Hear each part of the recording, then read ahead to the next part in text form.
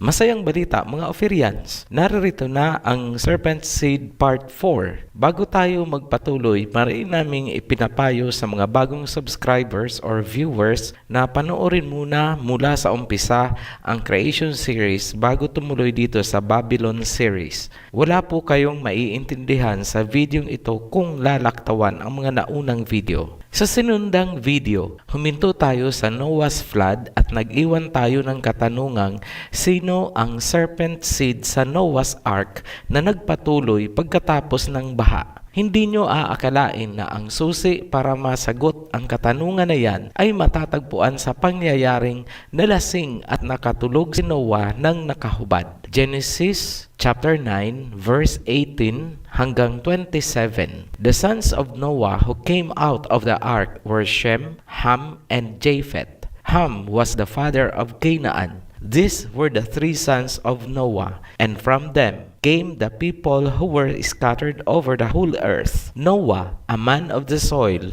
proceeded to plant a vineyard. When he drank some of its wine, he became drunk and lay uncovered inside his tent. Ham, the father of Canaan, saw the nakedness of his father and told his two brothers outside. But Shem and Japheth took a garment and laid it across their shoulders.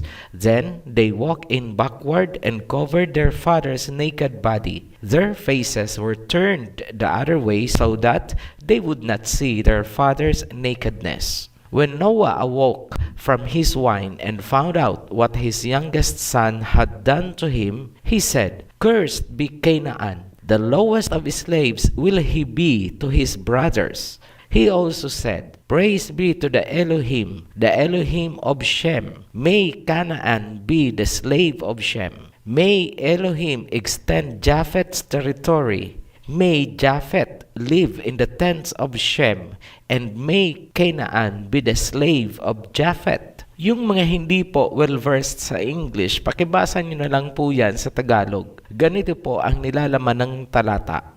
Pagkatapos ng baha, ang lumabas sa ark ng mga anak ni Noah ay sina Shem, Ham, and Japheth. Pansinin mabuti na hindi pa isinisilang si Canaan noong lumabas sila sa ark, pero binigyang diin agad ni Moses na ang ama ni Canaan ay si Ham. Si Noah ay naging man of soil, ibig sabihin, farming ang pinag-aabalahan niya. Nagkaroon siya ng vineyard o taniman ng ubas. Noong namunga na, gumawa siya ng alak, uminom, at siya ay nalasing. Siya ay nakatulog ng hubad dahil sa kanyang kalasingan. Ang kanyang kahubdan ay nadiskubre o tiningnan ni Ham at ito ay nagkwento sa kanyang mga kapatid na sina Shem at Japheth.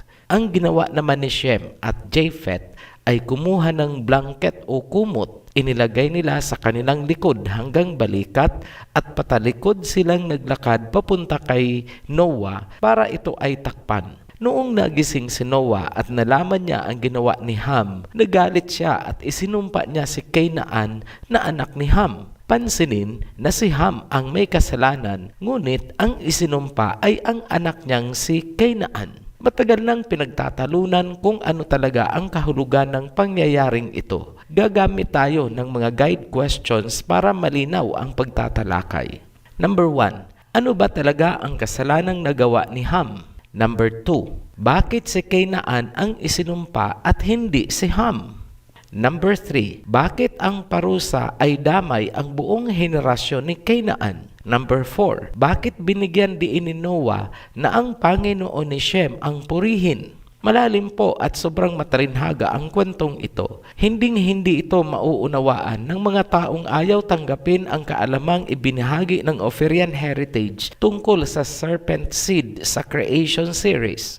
Kaya hanggang ngayon, wala pa rin katapusan ang kanilang pagdedebate tungkol sa isyong ito. Sagutin natin ang guide question number 1. Ano ba talaga ang kasalanang nagawa ni Ham? Ang talinhaga ng kasalanan ni Ham ay matatagpuan sa verse 22. Ham, the father of Canaan, saw his father's nakedness and told his two brothers outside. Paraphrase natin, saw the nakedness of his father. Dito nagsimula sa saw the nakedness ang iba't ibang interpretation. Ito ang madalas na sinasabi ng iba't ibang mga relihiyon at sekta. Una, ang ibig daw sabihin ng saw the nakedness ay nakipagtalik daw si Ham kay Noah. At dahil wala naman daw consent si Noah, dahil tulog nga, lumalabas daw na ginahasa siya ni Ham habang natutulog. Tapos, ikakabit ang Sodom and Gomorrah at dudugtungan ng rhetorics tungkol sa mga makasalanan na ibubulid sa dagat-dagatang apoy, etc. etc.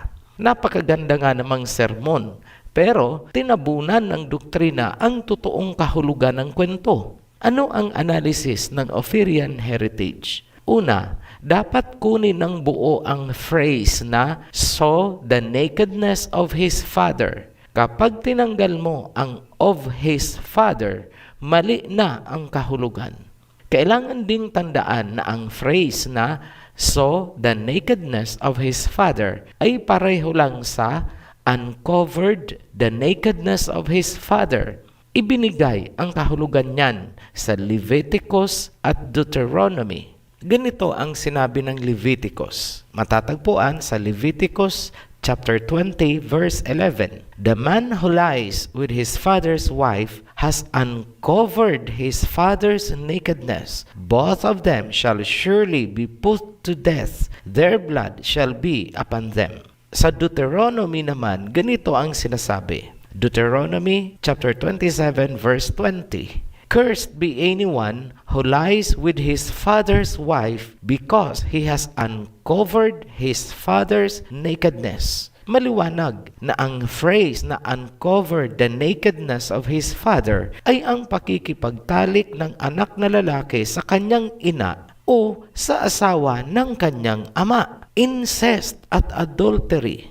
Ang kasalanan pala ni Ham ay ang kanyang pakikipagniig sa kanyang ina na asawa ni Noah. Kailan ito nangyari? Habang tulog si Noah? Hindi po literal na tulog si Noah. Gagamit po tayo ng idiomatic expression with due respect sa patriarch nating si Noah. Madalas nating marinig sa ating mga matatanda ang kasabihang tulog sa pansitan. Ganyan din po ang pinakakahulugan ng kwento. Ibig sabihin, walang kamalay-malay si Noah dahil siya ay abala at nag-i-enjoy sa kanyang vineyard. Yung part naman na sinabing Ham told his brothers Shem and Japheth ay naglalarawan na ikwininto ni Ham kina Shem and Japheth ang kanyang ginawa. Parang ibinibida pa ito ni Ham sa kanyang mga kapatid, kung kaya nalagay si Noah sa malaking kahihiyan. Hindi ba't kahit ngayon, ang tawag sa lalaking pinagtaksilan ng asawa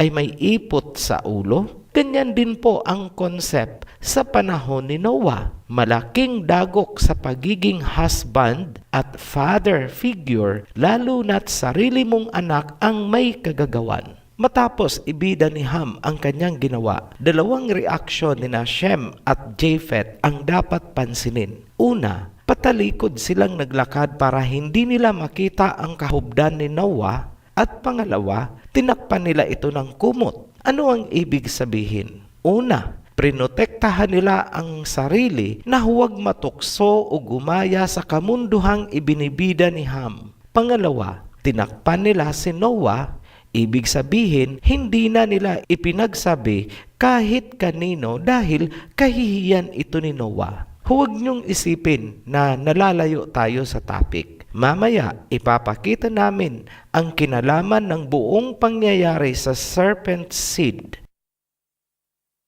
Bakit si Canaan ang isinumpa at hindi si Ham na may kagagawan ng kasalanan? Balikan natin ang eksena noong lumabas na sina Noah sa ark. Genesis chapter 9 verse 18 hanggang 19. The sons of Noah who came out of the ark were Shem, Ham, and Japheth. Ham was the father of Canaan. These were the three sons of Noah, and from them came the people who were scattered over the whole earth. Pansining mabuti, bakit si Canaan lang ang special mention? Bakit hindi rin nilagay doon na Japheth is the father of Magog, Shem is the father of Arphaxad? Bakit tila napaka-espesyal naman nitong si Canaan at siya lang talaga ang binanggit? Hindi ba kayo nagtataka? Mauunawaan kung bakit ganyan ang pagkakasulat kung ilalagay nyo ang inyong sarili sa katayuan ni Moses habang sinusulat niya ang Genesis. Siniguro niyang hindi malilito ang magbabasa. Baka akalaing si Noah ang ama ni Canaan. Inilagay niya agad na si Ham ang ama ng isisilang ng asawa ni Noah. Baka po malito kayo. Ang isisilang na bata ng asawa ni Noah ay hindi anak ni Noah, kundi anak ni Ham. Inanakan ni Ham ang kanyang ina. Baka isipin nyo, masyadong marumi ang interpretation natin. Ngunit, pansinin nyo rin na mismong ang Biblia ang nagbigay kung ano talaga ang pagkakasala ni Ham. Hindi po gawa-gawa ng Ophirian heritage ang interpretation.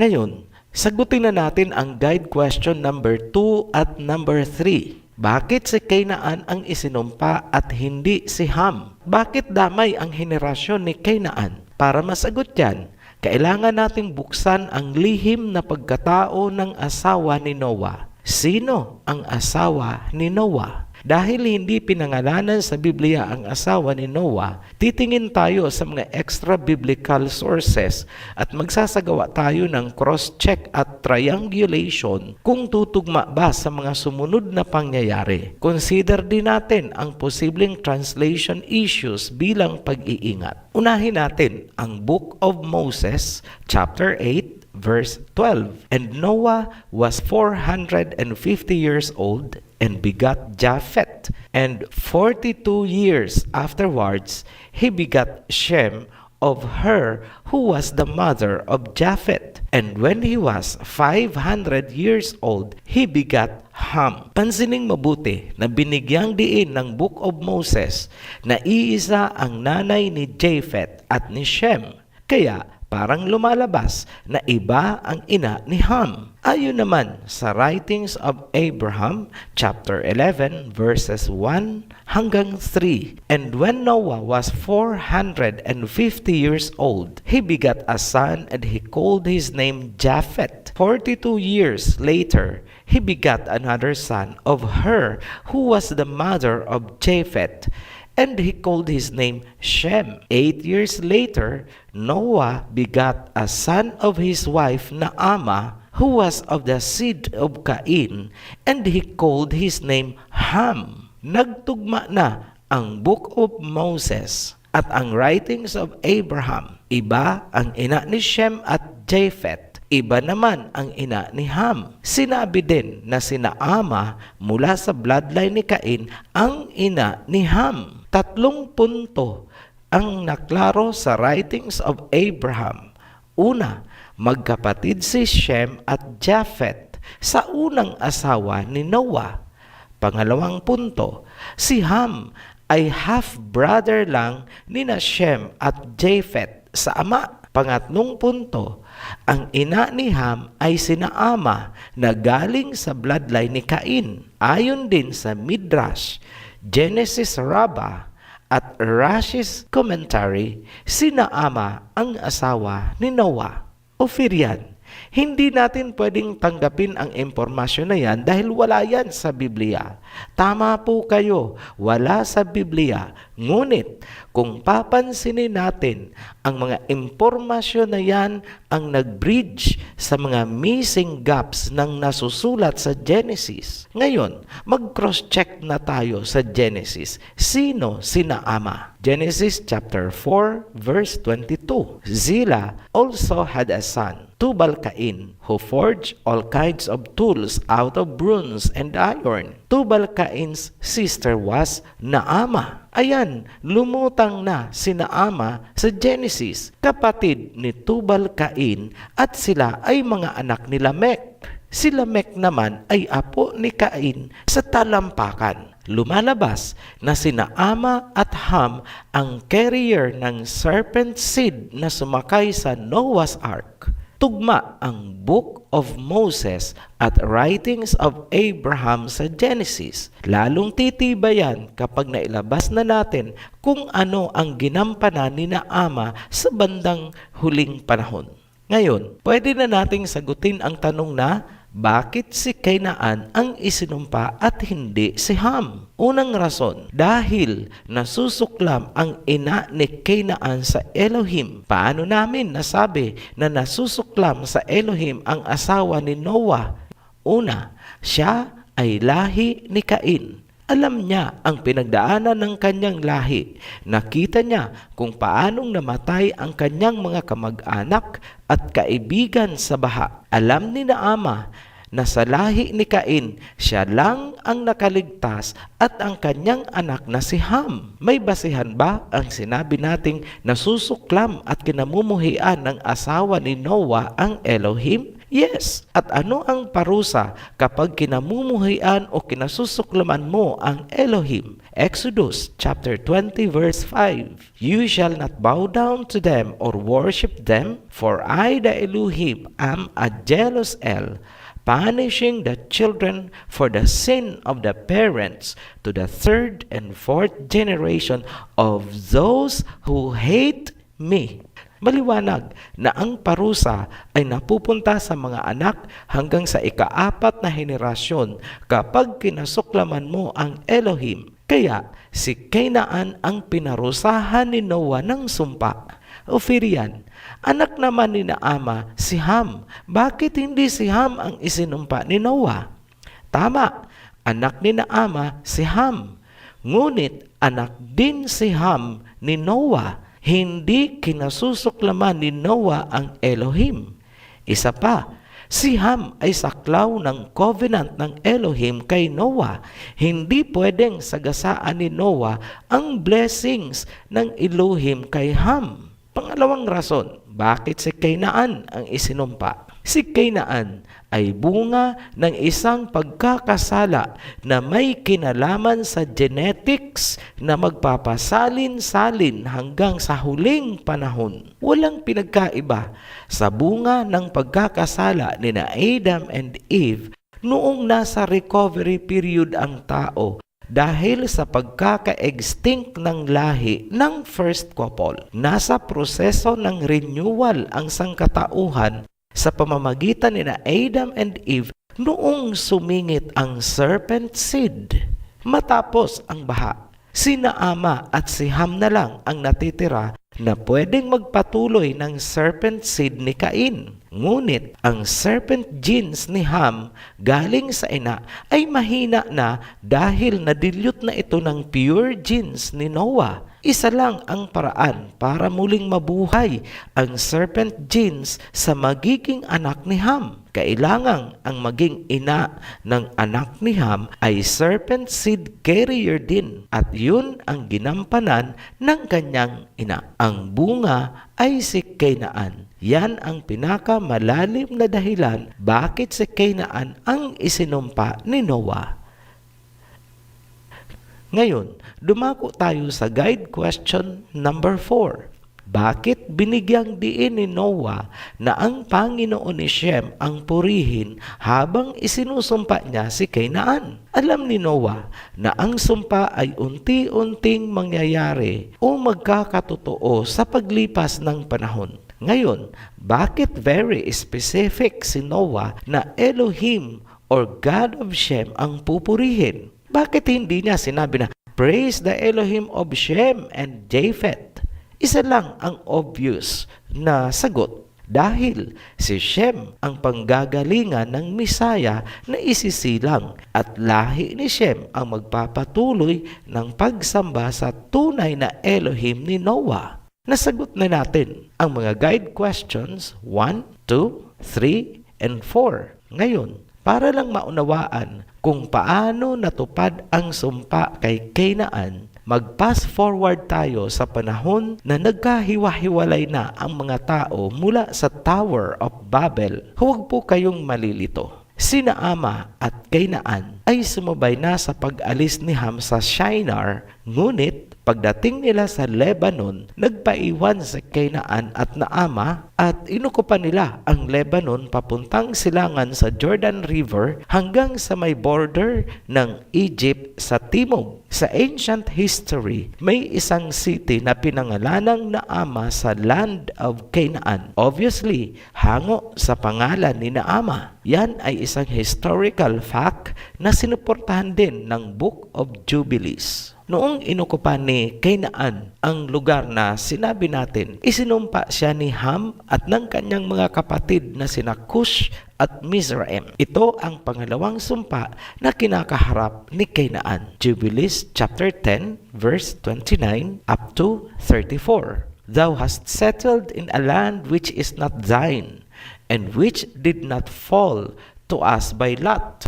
Do not do so, for if thou dost do so, thou and thy sons will fall in the land, and be accursed through sedition. For by sedition ye have settled, and by sedition will thy children fall, and thou shalt be rooted out forever. Dwell not in the dwelling of Shem, for to Shem and to his sons did it come by their lot. Cursed art thou, and cursed shalt thou be beyond all the sons of Noah by the curse by which we bound ourselves by an oath in the presence of the holy judge and in the presence of Noah our father. Ang sumpa ay dahil hindi niya pinakinggan ang kanyang ama na si Ham at mga kapatid niyang sina Cush at Mizraim na huwag uukupahin ang lugar na yon dahil hindi yun bahagi ng ibinigay sa kanila ni Noah. Ang lupaing sinakop ni Canaan ay para sa lahi ni Shem. Samantala, sina Ham, Mizraim at Cush naman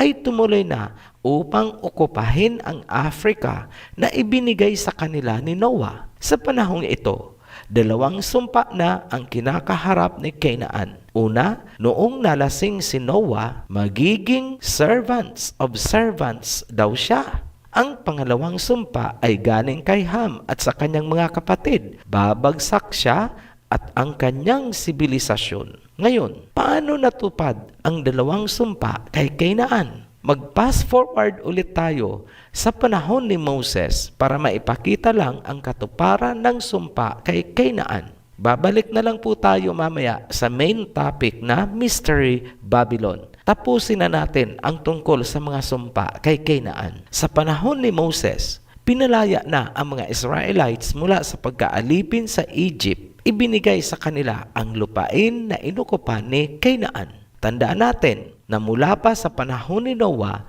ang lupaing yun ay talaga namang para sa lahi ni Shem. Hindi naging maayos ang pag-ukupa ng mga Israelites sa lupain dahil nga nag-squatter na doon si Canaan. Mababasa sa Book of Judges chapter 1 verse 27 hanggang 33. Sinabi na ang tribes ni Manasseh, Ephraim, Zebulun, Asher at Naphtali ay hindi nakakuha ng kanilang mga lupain mula sa Canaanites noong panahon ni Joshua. Nakuha lang ang lupain mula sa Canaanites noong si David na ang hari. Dito na nagsimulang matupad ang sumpa kay Canaan. Naging alipin sila ng mga alipin. Hindi nga ba't ang mga Israelites ay mga alipin din sa Egypt? Tapos ngayon, inalipin din ng Israelites ang mga Canaanites. Judges chapter 1 verse 28. When Israel grew strong, they put the Canaanites to forced labor but did not in fact drive them out. Noong lumakas na daw ang mga Israelites, ginawa nilang mga alipin ang mga Canaanites mula sa panahon ni David hanggang ito sa panahon na ni King Solomon. King Hiram of Tyre sent messengers to David along with cedar trees and carpenters and masons who built David a house. 2 Samuel chapter 5 verse 11. Mga Canaanites din ang ginamit ni King Solomon para itayo ang kanyang temple at kung ano-ano pang mga infrastructure sa kingdom. Tandaan niyo po na ang mga Sidonian workers ay mga Canaanites na ibinigay ni King Hiram kay King Solomon para itayo ang temple at palace. Yung pagiging servant naman ng Canaan sa lahi ni Japheth ay maituturing nating nagkatotoo din noong sinakop ng Romans at Greeks ang Tyrians and Carthaginians. Sila ang natitirang sibilisasyon ng Old Canaanites. Ang pagbagsak ng Carthage ay nangyari noong circa 149 hanggang 146 BCE. Historical fact po yan. Ngayon, dahil natapos na natin ang tungkol sa mga sumpa kay Canaan, bumalik na tayo sa main topic kung paano nag-evolve ang Mystery Babylon.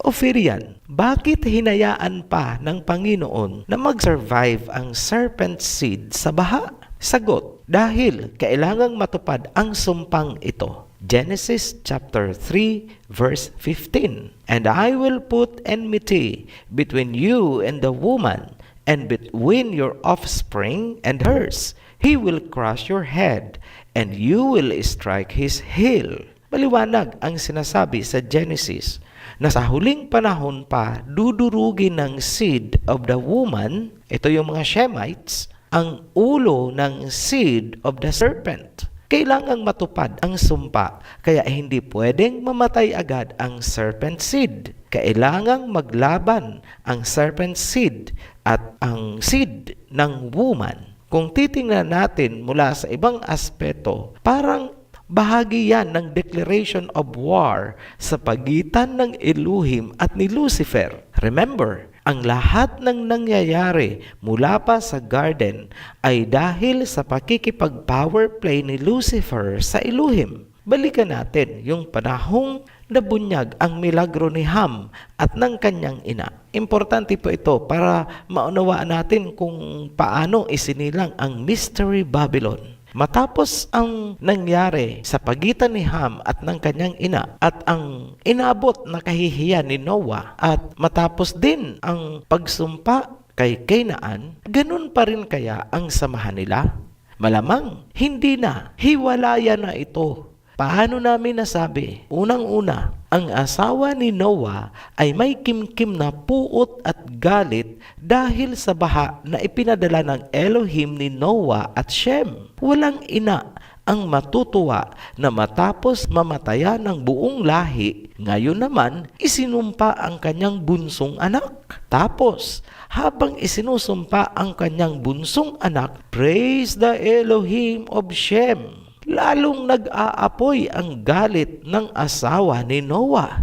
Hiwalayan na talaga ang sumunod na nangyari. Si Noah ay sumama kay Shem dahil obviously sila ang magkaisa sa pagsamba sa tunay na Elohim. Ang analysis natin na sumama nga si Noah kay Shem ay naaayon sa Book of Jasher chapter 9, verse 5 hanggang 6. Inilarawan sa Book of Jasher na binanggit natin na si Shem at Noah ang nagturo kay Abram tungkol sa tamang pananampalataya. Abram po, ito po yung naging Abraham bandang huli. Ang misteryo ng Babylon ay masasabi nating nagsimula kay Naama. Para maunawaan kung paano nabuo ang misteryo, mahalagang tandaan ang mga sumusunod. Number 1, si Naama bilang serpent race ang may malalim na kaalaman tungkol sa sibilisasyon, technology at kingdom ni Cain bago ang baha. Number 2, si Naama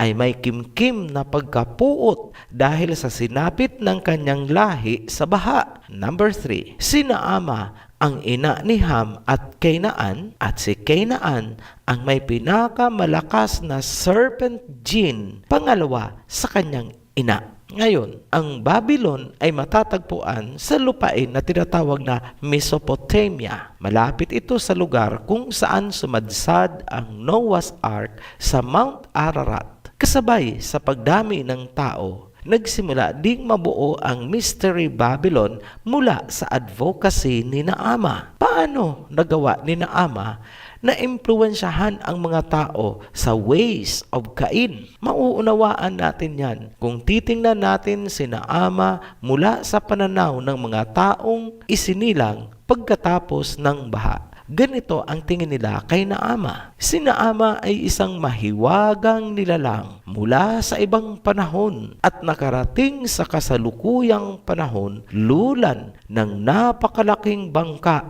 kasama ang mga hayop. Yan ang tingin ng mga tao kay Naama. Misteryosa bilang pinakamatanda sa lahat ng mga babae. Natural lang, siya ang itinuturing na pinakaina o mother figure ng sangkatauhan. Taglay ni Naama ang mga kaalaman mula sa sibilisasyon ni Cain. Malaki ang naging impluwensya ng kanyang kaalaman sa pagpapasimula ng government, arts, music, science, at higit sa lahat ay religious belief system pagkatapos ng baha. Dito ipinasok ni Naama ang versyon ni Cain tungkol sa Garden of Eden at kung paanong iminulat ng serpent ang kamalayan ng kanyang mga ninunong sina Adam and Eve. Dahil sa ginawang pagpapalaya ng serpent sa humanity, ito ay isinumpa ng Elohim, kaya ito ay gumagapang na ngayon sa lupa at alabok ang kinakain. Sa version ni Naama, winasak ng Elohim ni Noah ang kaharian ni Cain sa pamamagitan ng baha. Sa buong lahi ni Cain, siya at ang kanyang anak na si Ham ang nakaligtas. Sa puntong ito, nabaling na ang simpatiya at respeto ng mga tao sa serpent. Sa tingin nila, nagsakripisyo ang serpent para sa humanity. Kinalaban niya ang malupit na Elohim ni Noah at Shem para palayain ang sangkatauhan. Sinimulan nilang sambahin ang serpent. At dahil si Naama at ang kanyang mga anak ang serpent seeds, kailangan silang tratuhin na figure of authority. Si Naama ay hindi lang naging mother figure, kundi parang naging priestess at oracle sa paningin ng mga tao. Muling nabuhay sa bagong henerasyon pagkatapos ng baha ang pagre-rebelde ni Cain sa Panginoon. Dahil sa impluwensya ni Naama, nagkaroon ng idea ang mga tao na magkaisa at magtayo ng city. Ayaw nilang magkahiwa-hiwalay dahil meron na silang ambition of humanity. Ang pagkakaroon ng self-regulation, government, civilization, culture, and religion na nakasentro sa divinity at authority ng serpent. Sa madaling salita, muli nilang bubuhayin ang city ni Cain na winasak ng baha. Muli nilang bubuhayin ang sibilisasyon at form of world government ni Cain. Genesis chapter 11 verse 1 to 4. Now, the whole world had one language and a common speech. As people moved eastward, they found a plain in Shinar and settled there. They said to each other, "Come, let's make bricks and bake them thoroughly." They used brick instead of stone and tar for mortar. Then they said, "Come, let us build ourselves a city with a tower that reaches to the heavens, so that we may make name for ourselves. Otherwise, we will be scattered over the face of the whole earth." Nung mga bata pa tayo, kapag narinig ang Tower of Babel, ang pumapasok sa ating isip ay confusion o pagkakalituhan dahil sa biglang pagbabago ng mga lingwahe. Kahit sino pong pastor ang tanungin nyo niyan, lingwahe at lingwahe at lingwahe ang tema ng kanilang pagpapaliwanag. Hindi nila makita ang kinalaman ng Tower of Babel sa Mystery of Babylon ng Revelation. Para sa kanila, ang Tower of Babel is a thing of the past. Ngunit para sa Ophirian heritage, ang Tower of Babel ay higit sa inyong inaakala. Pansining mabuti, bakit pinatigil ng Elohim ang pagpapatayo ng Tower of Babel? Verse 5. But the Elohim came down to see the city and the tower the people were building. The Elohim said, if as one people is speaking the same language, they have begun to do this, then nothing they plan to do will be impossible for them. Come, let us go down and confuse their language so they will not understand each other. Importanteng pansinin ang sinabi ng Elohim na kung sa isang lingwahe nagawa na nila ito, wala na silang paplanuhin na hindi matutupad. Kaya binago ang lingwahe nila at sila ay naghiwa-hiwalay. Tanong, ang Tower of Babel ba ay literal as in physical na structure na itinayo gamit ang mga bricks? Kung physical man ito o literal, bakit nila itinayo? Ano ang purpose ng pagtatayo nila ng Tower of Babel? Bakit pinigilan ng Elohim? Kung ito naman ay hindi literal na structure, ano ang kahulugan ng kwento? Sa susunod na video, tatalakayin natin ang Tower of Babel at mga customs ng tao gaya ng serpent divination at serpent worship na lumaganap sa iba't ibang panig ng mundo mula sa Mystery Babylon hanggang sa kasalukuyan. Ang ideology ni Naama mula sa city ni Cain bago ang baha ay matagumpay niyang naipunla sa mga tao bago pa man nagkahiwa-hiwalay sa Tower of Babel. Binaon ng mga tao sa kani-kanilang mga bansa ang ideolohiya ni Naama. Yan ay pinatutunayan ng mga Tower of Babel na kanilang itinayo sa kani-kanilang bansa kung saan itinuloy nila ang serpent worship at serpent divination. Ang mga serpent seed ang namumuno at nagpapatuloy ng serpent ideology and practices ng Babylon hanggang ngayon. Hawak nila ang kapangyarihang nagpapainog ng mundo sa larangan ng ekonomiya and power among nation. Ang mga bansa kung saan matatagpuan ang mga Tower of Babel at iba pang mga symbol ay pagpapatunay na kontrolado ng serpent seed ang isang lupain o bansa. Magsimula tayo sa ancient Babylon papuntang Egypt, Europe at iba pang panig ng mundo. Malalaman natin ang headquarters ni Naama noon at ngayon. Muli po kaming nagpapasalamat sa mga patuloy na nagsusubaybay sa ating mga video. Welcome po sa mga new subscribers natin. Hanggang sa muli, be blessed, Ophirians!